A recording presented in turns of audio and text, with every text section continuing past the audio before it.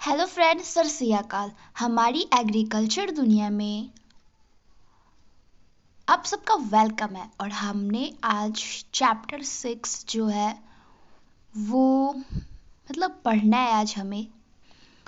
तो ठीक है, हम स्टार्ट करते हैं। जीवाणु खाद किसे कहते हैं? सबसे फर्स्ट क्वेश्चन है कि जीवाणु खाद किसे कहते हैं। प्रकृति में अनेक तरह के लाभदायक जीवाणु स्वयं ही अपना समूह उचित स्तर तक बनाए रखते हैं, किंतु खेत में हमने रासायनिक उर्वरक और कीटनाशकों के प्रयोग से इन्हें लगभग नष्ट कर दिया है। अतः इन जीवाणुओं की संख्या बढ़ाना स्वस्थ व कम लागत की खेती के लिए आवश्यक है। ये जीवाणु हवा से नाइट्रोजन स्थापित करना, राइजोबियम, एजोटोबैक्टर, पार्लियम, एजोला, भूमि में मौजूद फास्फोरस पौधे को उपलब्ध कराना तथा कई अन्य तरह की कार्य करते हैं। 1 किलोग्राम राइजोबियम कल्चर के प्रयोग से लगभग 100 किलोग्राम नाइट्रोजन व 1 किलोग्राम एजोबैक्टर के प्रयोग से 40 किलोग्राम नाइट्रोजन की बचत होती है। इस प्रकार जीवाणु खाद के प्रयोग से 10 से 25% उपज में वृद्धि हो सकती है।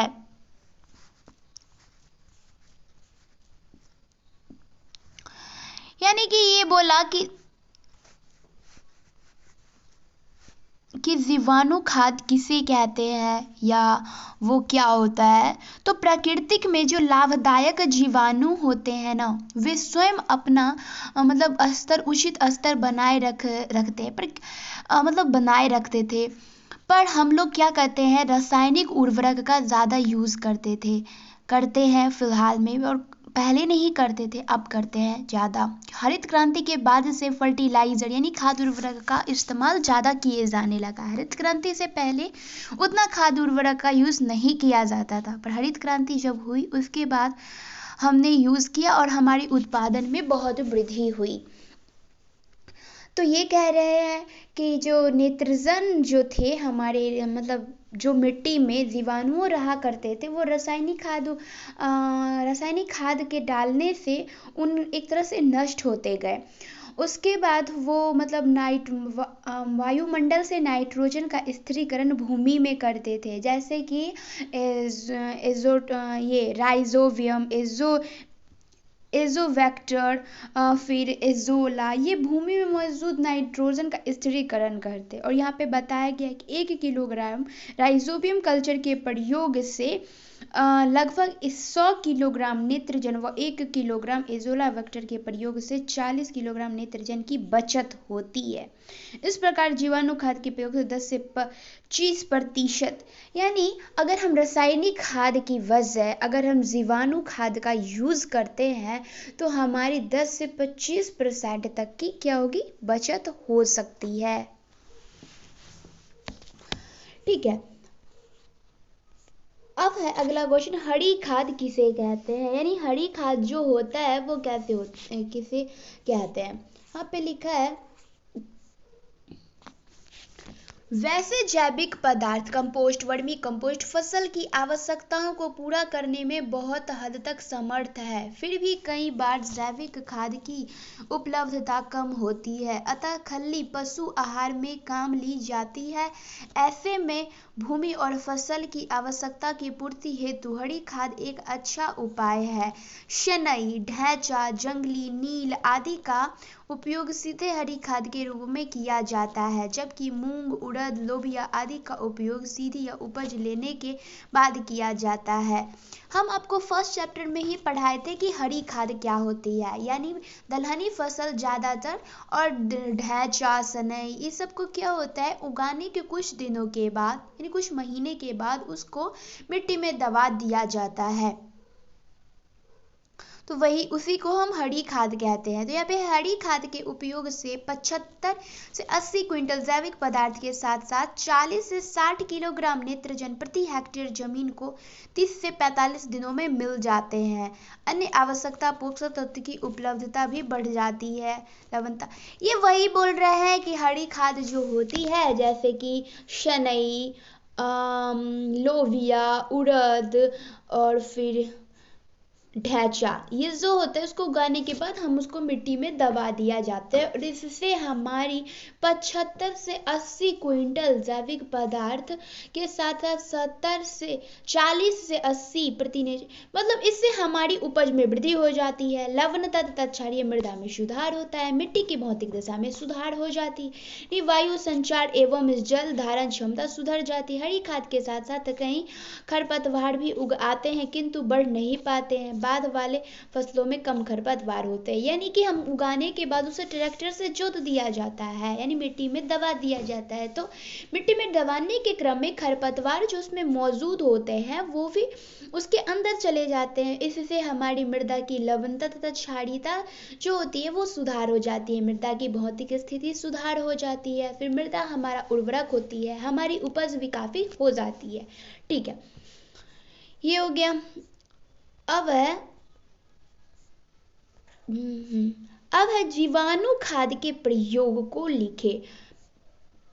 जीवाणु खाद तो यहाँ पे लिखा है जैव उर्वरक। जीवाणु खाद के प्रयोग, जैव उर्वरक उपयुक्तता वाहक के तैयार किया गया सूक्ष्म जीवाणु होता है जो कि वायुमंडल के नाइट्रोजन का स्थिरीकरण करके अघुलनशील जटिल फास्फोरस को घुलनशील बनाकर या फिर वृद्धि नियामक, विटामिन और अन्य वृद्धि कारक को उत्पन्न करके फसल की उत्पादकता को बढ़ा देता है। सब्जियों में एजोवेक्टर, एजोस्पाइरिलम फॉस्फेट को घुलनशील बनाने वाले जैव उर्वरक के प्रयोग से सब्जी की उपज एवं गुणवत्ता बढ़ोतरी के साथ साथ नाइट्रोजन की इस पूरी उर्वरक भी बचत की जा सकती है।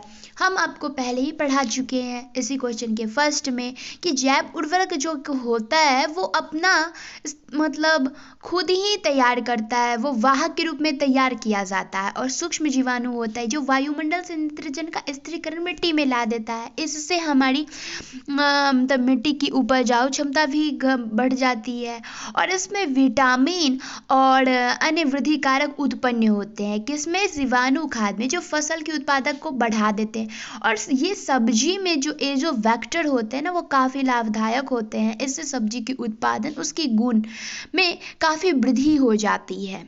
ठीक है, अब था इसका प्रयोग, यानी हम तो ये पढ़े कि सब्जी में एजोवेक्टर का काम अगर करता है तो उसकी उत्पादन बढ़ा देता है, उसकी क्वालिटी, विटामिन आदि इसमें बहुत होते हैं, ये नाइट्रोजन का स्थिरीकरण करता है। अब है कि अब उपयोग, यानी किस चीज़ में हम इसका प्रयोग करते हैं, तो बीज उपचार द्वारा।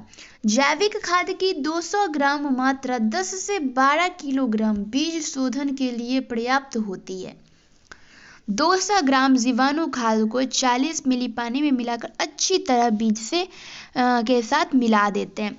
यानी कि बीज का उपचार में जीवाणु खाद का यूज बीज के उपचार में किया जाता है। यानी बीज जब हम बोते हैं ना उससे पहले हम 200 ग्राम जीवाणु खाद को 400 मिली पानी में मिलाकर अच्छी तरह से बीज को मिला देते हैं।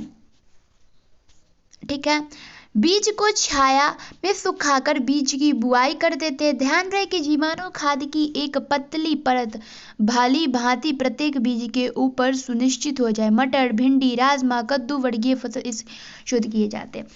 आप देखते होंगे कि जब आप किसी दुकान से बीज के पैकेट लेते हैं तो उस पे ग्रीन या रेड कलर के उस पे एक कलर जैसा परत चढ़ाया हुआ रहता है। तो भिंडी का लीजिए या मटर का, राजमा का, कद्दू का, तो उस पे परत पे चढ़ाया रहता है। तो वो परत किस चीज़ की होती है? वो परत होती है जीवाणु खाद की। यहाँ पे कहा गया है कि जीवाणु खाद को यानी बीज में हम मिला दिए जाते हैं, यानी पानी में घोल के उसको बीज को मिला दिया जाए, बीज को छायादार स्थान पे रख देते हैं सूखने के लिए। और ध्यान रहे कि जीवाणु खाद की एक परत बीज के ऊपर पड़नी चाहिए। भिंडी, राजमा, कद्दू इस सब में उसकी परत रहती है। आमतौर पे अगर आप दुकान से खरीदते हो ना बीज घर या बगीचे या खेती करने के लिए सब्जी की, तो उसके ऊपर ऐसी परत बनी रहती है। अब है जड़ के उपचार के द्वारा। फर्स्ट था कि उसके बीज के उपचार के द्वारा, सेकंड है जड़ उपचार द्वारा। टमाटर, मिर्च, प्याज, मूंग, फूल गोभी, पत्ता गोभी आदि के पौधे इस विधि के द्वारा शोधित की जाती। इस विधि में एक कीड़ा कल्चर को लगभग 5 से 10 लीटर पानी में मिलाकर घोल जाता है। इस प्रकार तैयार घोल को 1 एकड़ के पौधे के शोधन के लिए पर्याप्त होता है। तैयार किए गए घोल को पौधे की जड़ को कम से कम आधा घंटा तक डुबाने के बाद पौधे का रोपण किया जाता है। ठीक है, यहाँ पे है कि हमारी देखिए वो जो बीज तैयार हुआ तो वो तो हम बीज लाते हैं, पर टमाटर, मिर्च, प्याज, फूल गोभी, पत्ता गोभी इस सब का हम क्या करते हैं, पेड़ लाते हैं। पेड़ जो बिकता रहता है वो पेड़ खरीद के लाते हैं। यानी ये टमाटर, मिर्च, प्याज, मूंगफली, पत्ता गोभी ये ग्रीन हाउस या नर्सरी में तैयार होती है, तो उसको हम लाते हैं। तो लाने के बाद उससे ये जीवाणु खाद को पानी में मिला के उसके जड़ को आधा घंटा तक डुबा देना चाहिए, फिर उसकी रोपण की जाए। तो फर्स्ट था बीज के उपचार में, सेकंड था जड़ के उपचार में, अब थर्ड है भूमि उपचार द्वारा। मृदा उपचार के लिए 2 से 5 किग्रा जीवाणु खाद को 40 से 60 किग्रा भुरभुरी मिट्टी या कंपोस्ट के साथ मिलाकर तैयार किया जाता है। यह मिश्रण 1 एकड़ में छिड़कने के लिए पर्याप्त है। जीवाणु खाद को बीज की बुआई या पौधे की बुआई के 24 घंटे के पूर्व से लेकर बीज की बुआई या पौधे की रोपाई करते समय तक प्रयोग किया जाता है। हमारा ये फर्स्ट था कि बीज को उपचार किया जाता है, सेकंड था कि पौधे की जड़ों की भी उपचार किया जाता है, थर्ड है कि भूमि की ही उपचार की जाती है। इसमें कहा गया कि मिट्टी, कंपोस्ट, भुरभुरी मिट्टी और कंपोस्ट के साथ ना ये जीवाणु खाद को अच्छी तरह से मिला दिया जाए और उसे खेत में खेत में छींटने के लिए वो पर्याप्त हो। फिर जीवाणु खाद बीज की बुआई या पौधे की रोपाई के 24 घंटा से लेकर बीज की बुआई के पौधे की रोपाई करते समय तक प्रयोग किया जाता है। फिर उस भुरभुरी जो बनी वो पौधे की रोपाई के 24 घंटा से लेकर बीज की बुआई और पौधे की रोपाई करते समय प्रयोग किया जा सकता है। तो हमने ये पढ़ा कि जीवाणु खाद क्या करता है, तो नाइट्रोजन का वायुमंडल से स्थिरीकरण करके मिट्टी में पहुंचाता है। उसके बाद सब्जियों में एजोवेक्टर का यूज किया जाता है, जिससे हमारे सब्जी के अधिक उत्पादन होता है और गुण में वृद्धि होती है। इसका उपयोग था कि बीज जो होते हैं उसके उपचार में, तो पहले पानी लाएंगे और फिर उसकी 200 ऐसे ही ग्राम उसको पानी में मिला दिया जाता है। फिर मिट्टी में उसको घोल के, बीज में उसको घोल के और फिर उसे छायादार स्थानों पे सुखा लिया जाता है। फिर ध्यान ये रखा जाता है कि बीज के ऊपर उसकी एक पतली परत तो बन जानी चाहिए। फिर जड़ के उपचार में तो टमाटर, मिर्च, प्याज, फूल गोभी आदि को जब हम रोपते हैं तो उसकी रुपाई से पहले हम ये जीवाणु खाद को पानी में मिक्स कर देते हैं और उसकी जड़ को आधा घंटा कम से कम उसके साथ छोड़ देते हैं, फिर उसकी रुपाई करें। फिर है भूमि के उपचार में, यानी भूमि के उपचार में 2 से 5 किग्रा जीवाणु खाद को भुरभुरी मिट्टी और कंपोस्ट के साथ मिलाकर बुआ कर पौधे की रोपाई के 24 घंटा से लेकर बीज की बुआई या पौधे की रोपाई करते समय तक प्रयोग किया जा सकता है। हमने जीवाणु खाद किसे कहते हैं पढ़ लिया, हरी खाद किसे कहते हैं पढ़ लिया, जीवाणु खाद के प्रयोग को लिखे ये भी पढ़ दिया। अब है वर्मी कंपोस्ट। तो वर्मी कंपोस्ट क्या है, ठीक है, अब पढ़ेंगे वर्मी कंपोस्ट। वैसे वर्मी कंपोस्ट तो केचुआ के द्वारा बनाया जाता है, पढ़ लेते हैं।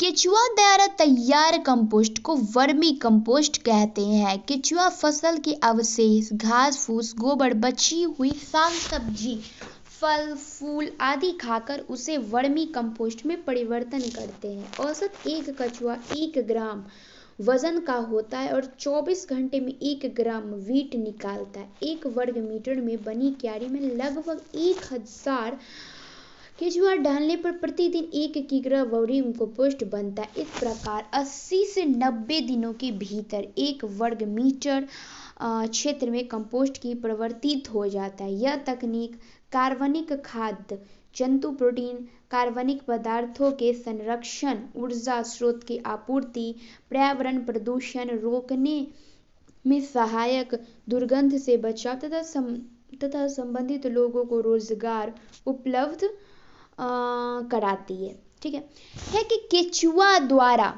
तैयार कंपोस्ट वर्मी, मतलब हम वर्मी कंपोस्ट किसे कहते हैं, तो केचुआ द्वारा तैयार कंपोस्ट को वर्मी कंपोस्ट कहते हैं। केचुआ फसल के अवशेष, घास फूस, गोबर, बची हुई साग सब्जी, फल फूल आदि को खा के उसे वर्मी कंपोस्ट बनाते हैं। फिर यहाँ पे कहा गया कि एक केचुआ 1 ग्राम का खुद होता है और 24 घंटे में 1 ग्राम वर्मी कंपोस्ट को बना लेता है। अगर 1 वर्ग बनी क्यारी में लगभग 1000 केचुआ डाल दिया जाए तो प्रतिदिन वो 1 किग्रा कंपोस्ट तैयार करेंगे।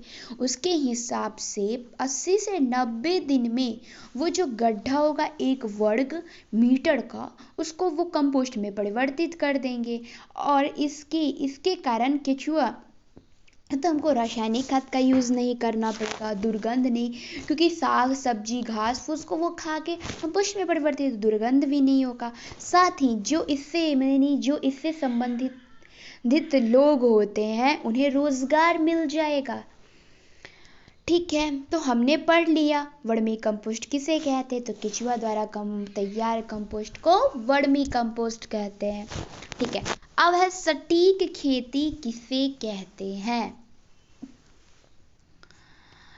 सटीक खेती का अर्थ होता है कि सही साधन का प्रयोग सही मात्रा में सही समय पर सही तरीकों से आधुनिक तकनीक का उपयोग कर इस तरह की जाए कि संभव अधिकतम उत्पादन प्राप्त हो सके, अर्थात कम से कम खर्च में अधिकतम उत्पादन प्राप्त करने की विधि को सटीक खेती कहते हैं।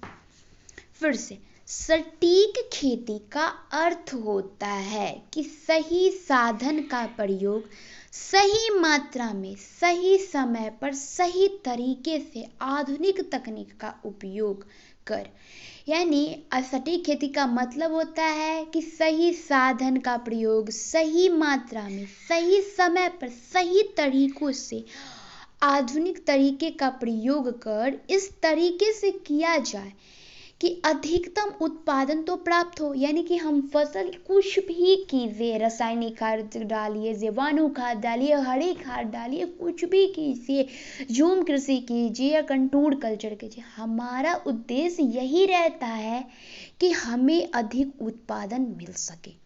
तो यहाँ पे वही बोल रहा है ना कि सटीक खेती सही साधन का सही मात्रा में सही समय पर सही तकनीक का उपयोग इस तरीके से किया जाए कि हमारा उत्पादन अधिक हो सके, अर्थात कम से कम, यानी उत्पादन भी कम हो, ज़्यादा हो, उत्पादन ज़्यादा हो और खर्च क्या हो, कम हो। क्या है, कम से कम खर्च में अधिकतम उत्पादन जो प्राप्त किया जाए उसे सटीक खेती कहेंगे। फिर से, सटीक खेती का अर्थ होता है कि सही साधन का प्रयोग सही मात्रा में सही समय पर सही तरीके से इस प्रकार करना कि संभवतः अधिकतम उत्पादन प्राप्त हो सके, अर्थात कम से कम खर्च में अधिकतम उत्पादन प्राप्त करने को ही सटीक खेती कहते हैं। अब सटीक मतलब क्या होता है, क्या कहते हैं, सटीक लगा, यानी निशाने, मतलब जो मुझे चाहिए वो मिला, इसलिए उसको कहते हैं सटीक खेती। अब है जल भरण प्रबंधन के उद्देश्य को लिखे। अब है जल भरण प्रबंधन। जल भरण, जल प्रबंधन से तात्पर्य है कि उपलब्ध पानी के स्रोत का इस प्रकार प्रबंध किया जाए कि कभी अभाव नहीं हो। धरती पर लगभग 2.5% ही शुद्ध जल है जो अधिकतम बर्फ के रूप में है। ऐसा अनुमान लगाया जाता है कि वर्ष 2025 तक असर में जल का काफी अभाव हो जाएगा। मतलब जल भरण प्रबंधन, मानिए जल भरण प्रबंधन वो है, मतलब इसका मतलब, कहने का मतलब ये है कि जितने हमारे पास पानी है ना उसका इस तरीके से यूज करना कि हमें बहुत दिनों तक टिक सके, क्योंकि हमारे पास पानी 2.5% ही शुद्ध जल है जिसको हम पी सकते हैं, और बाद बाकी जो जल है वो बर्फ के रूप में है। तो और कहा जाता है कि 2025 तक ना जल की काफी अभाव हो जाएगी। 2021 तो चल रही है, पिछले साल, अगले साल आ जाएगी 2022 और 2025। वैसे भी हम तो खरीद के पानी तो पी ही रहे है ना। ठीक है, अब है जल शरण प्रबंधन के उद्देश्य।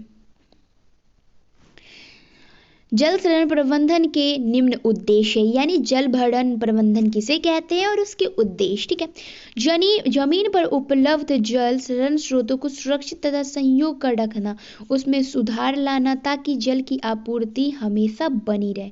ये बोला कि जल जहाँ से हम प्राप्त करते हैं उसके स्रोतों को सुरक्षित कर रखना ताकि जल की आपूर्ति जो है वो बनी रहे। ठीक है, जमीन पर उपलब्ध जल शरण स्रोतों को सुरक्षित एवं संयोग करके रखना तथा उसमें सुधार लाना ताकि जल की आपूर्ति हमेशा बनी रहे। जल शरण क्षेत्रों में जल स्रोतों को सुरक्षित रखना ताकि उसमें जल की कमी नहीं हो एवं इसकी सही उपयोगिता बने, यानी जमीन पर जितने जल के स्रोत है उसको सुरक्षित रखना। फिर है कि जल शरण क्षेत्र में जल स्रोतों को सुरक्षित रखना ताकि जल की कमी नहीं हो एवं इसका सही उपयोग होना। थर्ड है मिट्टी क्षरण को रोकना ताकि जल शरण क्षेत्र में मिट्टी की जमा नहीं हो एवं जल शरण क्षेत्र में जल धारण क्षमता बरकरार रहे, यानी मिट्टी के क्षरण को रोकना और मिट्टी की जल धारण क्षमता को बनाए रखना।